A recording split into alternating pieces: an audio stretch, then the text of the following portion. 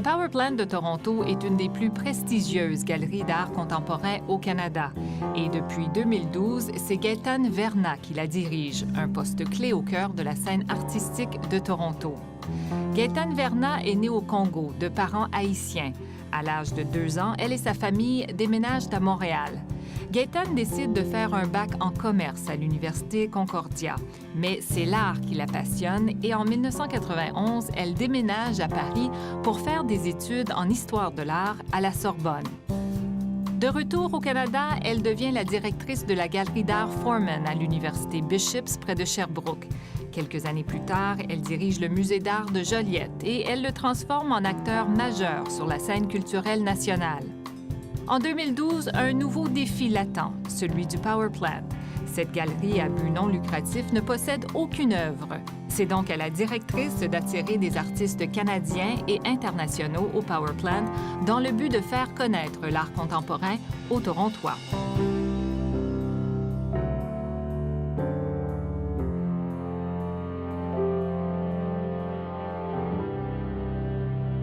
Gaétane Vernat, bonjour. Bonjour.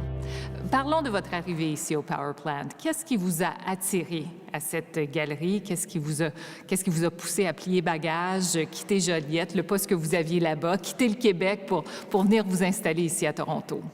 Oh, wow! Ben, je veux dire que déjà, il y a la réputation de l'institution, le lieu à l'intérieur duquel il est intégré. Donc, le Power Plant fait partie de Harbourfront Center. L'effet qu'une galerie d'art public sans collection était insérée au sein d'un organisme où on a cette capacité d'interdisciplinarité, je trouvais que c'était quelque chose de très intéressant. Et aussi le fait que le Power Plant est donc une galerie qui n'a pas de collection et qui met toute son énergie à présenter des expositions d'art contemporain avec un mandat national et international. Je trouvais que c'était vraiment le bon mélange qui rejoignait, en fin de compte, mes intérêts personnels. Vous l'avez mentionné à 2 reprises, le Power Plant, c'est une galerie un peu spéciale dans le sens que vous ne possédez rien. Donc, vous ne pouvez rien acheter, vous ne pouvez rien vendre. Quels sont les défis que ça pose, ça, pour une directrice de galerie d'art? Je trouve que dans le sens, quand on voit les musées, les gens vont être, les philanthropes vont être souvent fidélisés par le fait de participer à l'acquisition d'une œuvre. On va acquérir une œuvre ou on va faire une exposition dans le but d'acquérir une œuvre pour justement marquer par l'acquisition et par la prise en charge d'une collection l'histoire d'une institution. Donc, c'est sûr que pour une galerie qui ne collectionne pas, donc qui n'a pas de collection, il y a ce défi de fidélisation du public, pas du public, mais justement des philanthropes, des donateurs. Donc, je pense que ça, c'est un défi qu'on peut relever par le fait qu'on peut s'intégrer à la carrière d'un artiste par la production d'une œuvre d'art. Donc, donner à un artiste les moyens par le fait que cette institution est flexible, est petite, on peut changer d'idée, on peut mettre en place un projet beaucoup plus rapidement que dans une plus grande institution.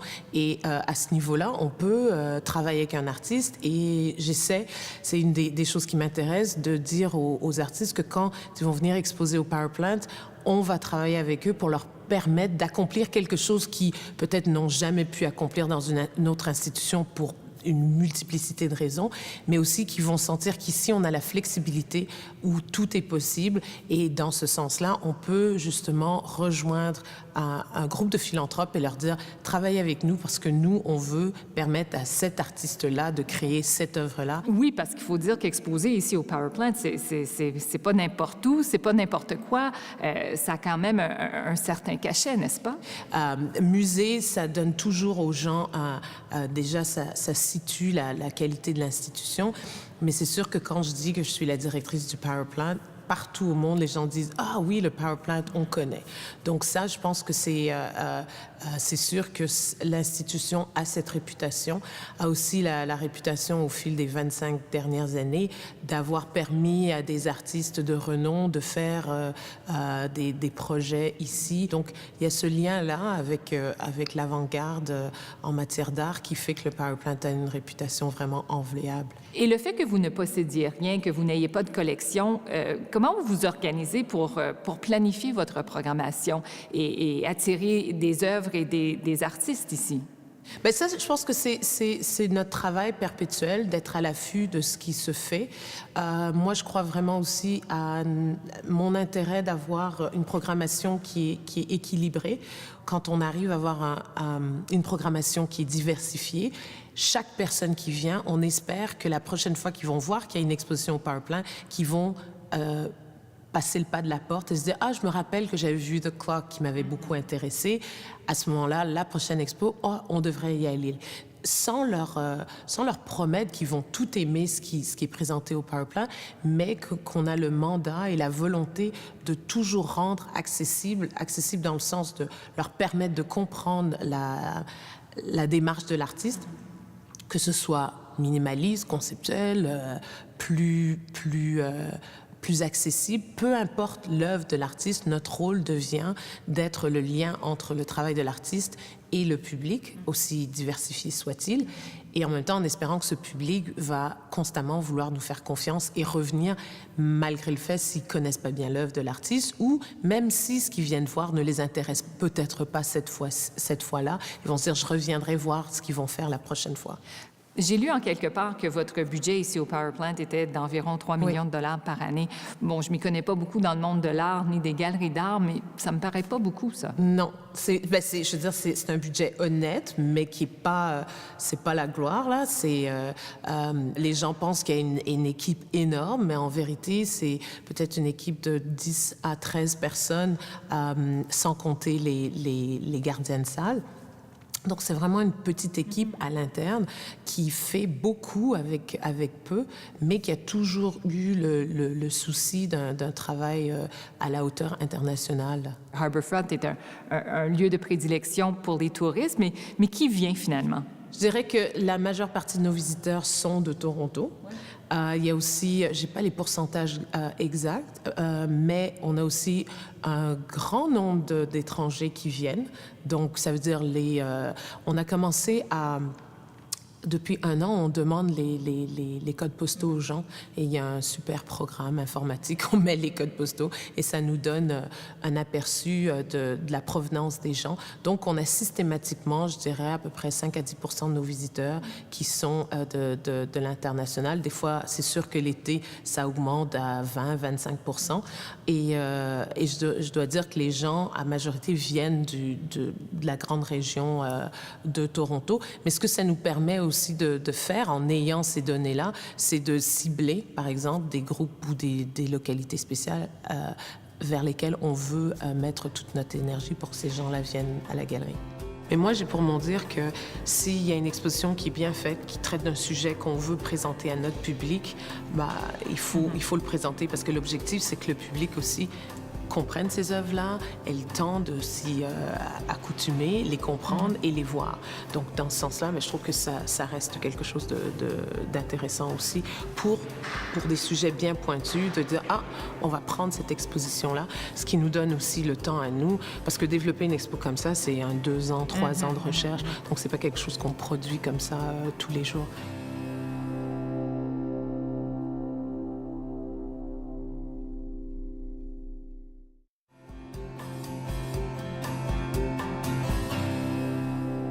Vous travaillez dans ce domaine depuis une bonne quinzaine d'années maintenant. Quand vous étiez petite, est-ce que vous étiez artiste? Est-ce que vous vouliez être artiste? Non, j'ai jamais voulu être artiste, mais j'ai joué le violoncelle jusqu'à le début vingtaine.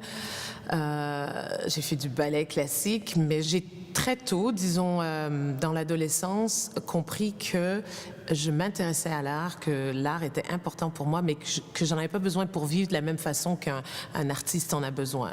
Donc, je sentais que j'avais un intérêt pour organiser les choses et que pour moi, c'est important de comprendre comment diriger une institution, quelqu'un qui a une connaissance et un amour profond de l'art, comment ça, c'était très important aussi. Mais justement, vous avez fait votre bac en commerce à Concordia. Oui. Et après ça, vous êtes allé en France faire une maîtrise en histoire de l'art à Paris. Justement, comment est-ce qu'on arrive à faire la part des choses entre le côté gestionnaire et le côté créatif? Je pense que c'est de toujours évaluer les deux, donc de savoir d'abord le côté gestionnaire, c'est de se dire bon ben, combien ça va nous coûter? Est-ce qu'on a les moyens de nos ambitions? Si on n'a pas nécessairement les moyens, ben, est-ce qu'il y a une autre façon d'aller les chercher? Donc, d'où tout ce travail d'aller rencontrer des donateurs potentiels, de faire des demandes de subventions, d'aussi, je trouve, d'être très à l'affût pour moi, c'est de dire ce qu'on fait et de faire ce qu'on dit. Donc, de ne pas promettre qu'on a 200 000 visiteurs si, quand quelqu'un évalue nos rentrées financières et qu'il y a un prix d'entrée, ben, n'importe qui peut voir qu'il y a quelque chose il faut être honnête face aux gens et vraiment se donner les moyens de ses ambitions, tout en ne lésinant jamais sur la qualité du produit final. Je suis toujours préoccupée par l'argent, parce que, bon, c'est un peu le nerf de la guerre, mais en même temps, ça ne m'empêche pas de faire des choix et de dire oui, on prend le pari de oui, on va faire tel projet, oui, on y croit, oui, on va trouver quelqu'un d'autre qui va y croire autant que nous pour permettre à cette œuvre-là d'être présentée. Vous avez fait votre maîtrise en histoire de l'art à Paris. J'ai passé 8 ans à Paris quand j'avais à peu près 24 ans et je trouve que c'était une période magique d'être jeune, d'être là-bas, de voir tout ce qui s'y passait, autant en danse, en musique, en art visuel, de pouvoir... je sais pas, de pouvoir rentrer au Louvre simplement pour aller voir une série d'œuvres qu'on veut voir, d'avoir accès à la richesse des collections, la diversité des collections. C'était aussi à l'époque où, au Centre Georges Pompidou, il y avait ces grandes expositions avec des centaines et des centaines d'artistes. Donc, ça m'a beaucoup influencé, puis ça m'a aussi beaucoup permis de voir ce qui peut être possible en très grand et de pouvoir prendre des idées de ces plus grandes structures et d'insuffler ces idées-là dans les plus petites structures que j'ai dirigées par la suite. Est-ce que les Européens ont une appréciation pour l'art qui est différente de ce que nous avons ici en Amérique du Nord? Mais je dirais que puisque l'histoire de l'art est intégrée dans les écoles d'une manière beaucoup plus importante. Il y a vraiment toute une série de programmes qui sont mis en place pour que les enfants aillent au musée tout le temps. Donc, puis on n'a pas ça ici. On n'a pas ça ici et moi je trouve que il faudrait que dans nos programmes qu'on s'assure qu'à tout niveau scolaire, que tous les enfants aillent au musée, je sais pas moi, une fois par année ou 2 fois par année, qu'ils aillent à un musée, qu'on trouve des manières d'établir plus de liens entre les musées et les institutions scolaires. Ça peut aussi permettre aux gens des institutions d'aller dans les musées et aussi il faut ramener les enfants face aux œuvres parce que leur faire comprendre que, surtout dans l'ère de l'Internet et tout ça, voir un tableau sur Internet, c'est une chose, mais le voir en vrai, c'est complètement différent parce que là, on discerne la couleur, la taille, notre rapport à l'œuvre. Donc, je pense que c'est un défi qu'il faut, quant à moi, je trouve qu'on doit en faire plus pour rendre l'art accessible à tous. Et le scolaire est vraiment un des liens les plus importants. On a déjà dit ou on a déjà écrit à votre sujet que vous aimiez ça explorer les thèmes du déplacement, de l'identité, de la diaspora. Qu'est-ce que ça veut dire, ça? Ben, je pense que ça veut dire que de par disons, mon passé personnel, je suis très intéressée à voir comment les artistes explorent cette question de citoyenneté, cette question d'appartenance, et donc toutes ces questions d'artistes qui parlent de diaspora, qui parlent de déplacement, qui parlent d'être citoyen à la fois canadien, mais citoyen, je sais pas, d'origine chinoise ou citoyen d'origine japonaise, et comment le passé ou le présent personnel des gens, comment ça a une influence sur la façon qu'ils voient la vie et comment ils créent leurs œuvres et les thèmes qui vont les intéresser, puisqu'on est parfaitement au-delà de la simple représentation d'un objet. Donc ces thèmes-là, moi, ça me touche beaucoup et je pense que ça touche beaucoup de gens aussi. Oui, vous parlez de votre passé et pourtant, bon, vous êtes né au Congo, vous êtes arrivé quand même au Québec, vous aviez à peine 2 ans et vos parents sont d'origine haïtienne. Mes parents sont d'origine haïtienne. Ils ont été travailler à l'ancien Zaïre, qui est maintenant la République du Congo. Et puis moi, j'y suis née. Puis je suis arrivée au Québec, j'avais 2 ans et demi. Mais sentez-vous que vous faites quand même partie de cette diaspora? Ben, si, c'est toute la question du déplacement. Ça veut dire, j'ai été élevée à Haïti, on parlait d'Haïti, de la situation politique haïtienne, la situation africaine, la situation des Noirs dans le monde. Et moi, ça m'a beaucoup frappée vers l'âge de 25 ans. C'est que j'ai eu la chance que l'école secondaire où j'allais, c'était une école secondaire où on avait vraiment tout de tout. Et ça, j'ai gradué dans les années 80, donc c'est pas la même situation qu'on voit maintenant. Et c'était à Montréal. Et je me rappelle, j'avais joué dans une pièce de Gracien Gélina, Ticoc, et on avait 4 Marie-Anges, moi d'origine haïtienne, on avait une d'origine marocaine, on avait une d'origine française, puis on avait une d'origine canadienne-française. Puis ça, c'était dans les années 80. Donc on était déjà... Vous étiez avant-gardiste? On était avant-gardiste dans mon école de Roberval. Et quand on arrive à l'âge adulte, je me rappelle, j'avais à peu près 20-25 ans, je travaillais pour la Ville de Montréal, et tout soudainement, tout le monde me demandait « Tu viens d'où? » Là, je me demandais « Pourquoi soudainement on me demande « Je viens d'où? » On m'a jamais demandé ça. Et donc, c'est là qu'en devenant jeune adulte, on se rend compte que même si on se sent de l'endroit où est-ce qu'on est né, toutes ces a priori que les gens, que finalement nous, on intègre dans notre vie, mais le monde extérieur nous regarde toujours face à ce qu'ils voient devant eux. Et justement, vous faites partie du Who's Who in Black Canada, puisque vous dirigez une des plus grandes institutions artistiques au Canada. Comment est-ce que vous vous sentez par rapport à ça? Est-ce que vous sentez une responsabilité quelconque? Je me sens une responsabilité de permettre aux gens de voir des œuvres qui m'intéressent, que peut-être qui n'intéresseraient pas quelqu'un d'autre, mais qui, moi, m'intéressent particulièrement, et de les faire découvrir aux gens. Je vais toujours rester Gaëtane Vernat, d'origine haïtienne, née au Congo, ayant immigré au Québec à 2 ans et demi. Donc ça fait partie de mon parcours personnel. Et je pense que l'art est quelque chose de vraiment... c'est intrinsèque, donc on a une connaissance des enjeux, des choses qui nous intéressent, mais il y a aussi une part de nous-mêmes qui est véhiculée à travers les œuvres qu'on choisit ou les artistes qui nous intéressent. Donc, je pense que... Et de se dire qu'on fait pas ça, je pense que c'est de pas être honnête. Je veux dire, à la tête d'une institution, il faut pouvoir défendre les œuvres qu'on présente, bon gré, mal gré. Donc, à ce moment-là, il faut y croire. Il paraît que vous avez une collection de globes terrestres. Oui. Oui, c'est ça. Quand pendant que je faisais mes études, donc je pense en 89, quand le mur de Berlin est tombé, avec des amis, on courait les brocantes pour acheter des globes qui avaient encore la Russie et tous les pays du bloc soviétique. Donc on a commencé à collectionner autant des globes des années 50 que des globes contemporains. Mais là, j'ai un peu mis un holà là-dessus parce que premièrement, ça prend de la place. C'est ça que j'allais dire, il faut de la place pour des globes. Et deuxièmement, plus je voulais des globes anciens, plus ça devenait vraiment dispendieux. J'aime bien regarder la Terre de cet angle-là. Donc, ma petite collection de globes, ouais.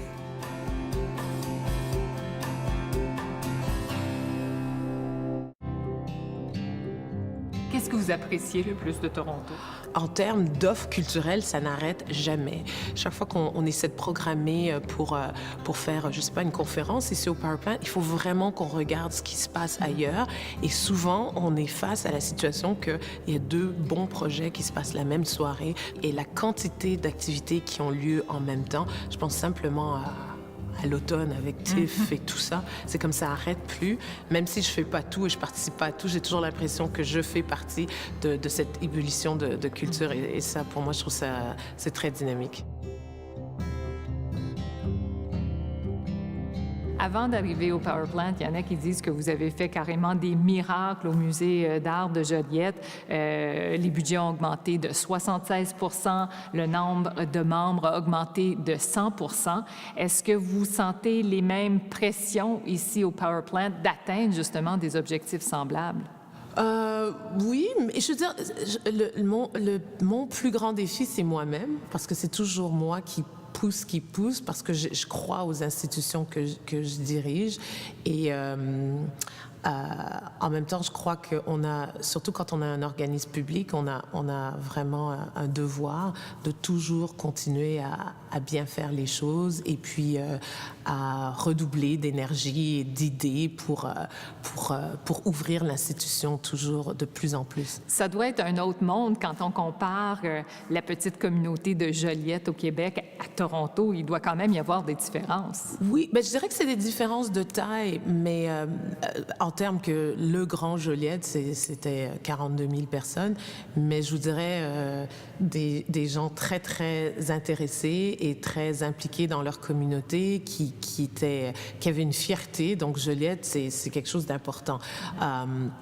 Dans ce sens-là, j'étais toujours étonnée de voir que pour une région qui est si proche de Montréal, si quelqu'un devait effectivement réfléchir à où mettre un musée, c'est certainement pas à Joliette où on le mettrait. Donc, c'est au-delà de raisons financières que ce musée existe. Donc, c'est par la volonté des gens. Et donc, pour ces gens-là, c'est quelque chose d'important et ils s'y attachent. Donc, c'est un contexte complètement différent dans ce sens-là. Mais je pense aussi, si je regarde l'histoire du Power Plant et ce que le Power Plant a pu accomplir au fil des années, c'est parce qu'il y a des gens pour lesquels c'était vraiment important de... Et puis, il faut aussi voir que le panorama ou le paysage culturel de Toronto a vraiment changé entre les années 80 et maintenant. C'est pas du tout la même ville en termes de population, en termes d'importance au niveau national. Donc, le Power Plant a été bâti par des gens qui y croyaient. Il y a une série de donateurs importants qui se sont tous, tour à tour, venus s'asseoir autour de la table pour être membres du conseil d'administration. Il y a des donateurs, ça fait 25 ans, qui chaque année donnent de l'argent à cette institution et qui croient en la valeur de l'art contemporain et qui veulent permettre à une ville comme Toronto d'avoir une institution qui présente de l'art contemporain international ici pour tout le public qui ne voyage pas ou qui ne va pas voir ces œuvres-là. Est-ce qu'il y a plus de pression ici? C'est sûr qu'il y a plus de pression. Quand on est à l'extérieur, on fait tout pour que les médias parlent de notre institution. Alors, on frappe à la porte constamment. Il faut faire le même effort ici parce qu'on est en compétition avec l'opéra, avec beaucoup d'autres choses. Mais je dirais que c'est sûr que les gens vont avoir une plus grande facilité d'être critiques par rapport à ce qu'on fait, pour le meilleur et pour le pire. Donc, à ce moment-là, il faut aussi avoir la couenne dure et croire en la vision qu'on essaie de mettre en place et y aller honnêtement. Et puis, il faut avoir une vision et puis la mener et puis s'assurer qu'on prend les bonnes décisions pour les bonnes raisons tout le temps. Vous avez déménagé toute la famille ici. Je pense que votre conjoint a eu un transfert à Toronto. Vos deux jeunes filles ont 8 et 12 ans. Comment ça s'est passé, ça? C'était difficile. Elles n'avaient pas envie de déménager à Toronto. Elles me demandaient toujours, comme c'est qu'on n'a pas fait partie de la décision. Je suis comme, bon. Mais je dirais qu'après, là, bientôt, ça va faire 1 an pour elles d'être ici. Petit à petit, il y a pour ma plus jeune, c'était le fait qu'elle pourrait faire de l'escrime à Toronto, parce qu'il n'y avait pas d'escrime à Joliette. Donc, j'ai gagné ce point-là. La plus âgée, bon, maintenant qui arrive en préadolescence. Donc, je pense qu'il y a eu un ajustement, ce qui est tout à fait normal entre les amis, la famille et puis le milieu dans lequel elles étaient parfaitement heureuses. Je dois dire que Joliette, c'est la ville parfaite pour élever les enfants à cet âge-là. Mais je trouve que rapidement, elles ont trouvé un milieu de vie qui était... et puis aussi le fait qu'elles peuvent aller à l'école en français, c'est super important. Et je trouve ça très, très bien pour elles. Et justement, j'allais vous poser la question, est-ce que vous arrivez à trouver un petit milieu francophone ici? Oui, et dès que je rencontre des gens qui parlent français, là, je vais directement au français, puis je me fie pas beaucoup des autres autour de moi, et je parle juste en français. Donc ça, non, il y a des gens, et puis chaque fois qu'on trouve, on le cultive et puis et pour moi ça c'est aussi quelque chose que je trouve intéressant et que j'aimerais bien insérer au niveau de ce qu'on fait au Power Plant, de trouver les moyens d'avoir une partie de notre site internet qui soit en français, aussi de permettre de développer des tours de nos expositions en français. Donc, on est en train de bâtir une petite équipe de bénévoles qui parlent français aussi, parce qu'il y a une large population francophone ici, et je trouve ça important ça nous donne accès à encore un autre bassin de public qui est là et qu'on espère, ça les intéresse. Et puis je trouve que aussi si on est national et international, la moindre des choses qu'on peut faire, c'est déjà être bilingue, les deux langues. Donc pour moi, je trouve que si ça peut être quelque chose auquel je contribue, mais je trouve ça important. Et je trouve que ça enrichit aussi l'expérience des gens parce qu'il y a des touristes de partout à travers le monde. Et un vœu, ça pourrait être que je veux dire qu'on est français, anglais, espagnol.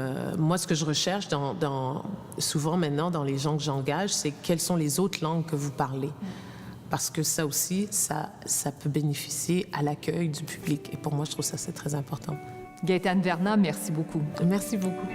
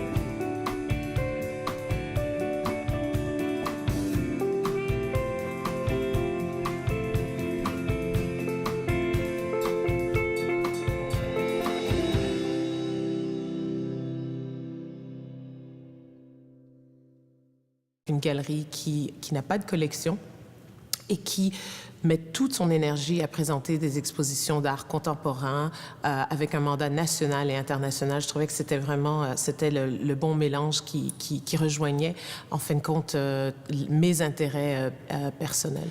Vous l'avez mentionné à deux reprises, le Power Plant, c'est une galerie un peu spéciale dans le sens que vous ne possédez rien. Donc, vous ne pouvez rien acheter, vous ne pouvez rien vendre. Quels sont les défis que ça pose, ça, pour une directrice?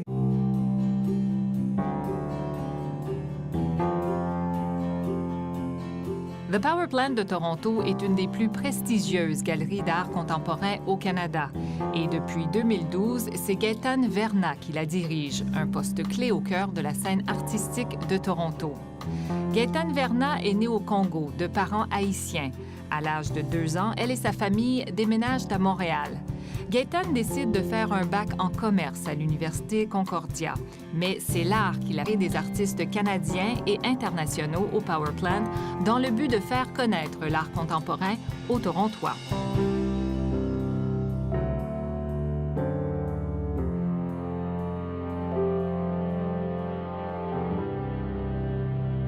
Gaëtane Vernat, bonjour. Bonjour. Parlons de votre arrivée ici au Power Plant. Qu'est-ce qui vous a attiré à cette galerie? Qu'est-ce qui vous a poussé à plier bagages, quitter Joliette, le poste que vous aviez là-bas, quitter le Québec pour venir vous passionner? Et en 1991, elle déménage à Paris pour faire des études en histoire de l'art à la Sorbonne. De retour au Canada, elle devient la directrice de la galerie d'art Foreman à l'Université Bishop's près de Sherbrooke. Quelques années plus tard, elle dirige le Musée d'art de Joliette et elle le transforme en acteur majeur sur la scène culturelle nationale.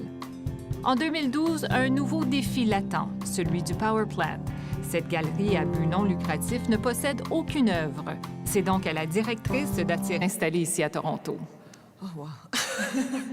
Je veux dire que déjà, il y a la réputation de l'institution, le lieu à l'intérieur duquel il est intégré. Donc, le Power Plant fait partie de Harbourfront Center.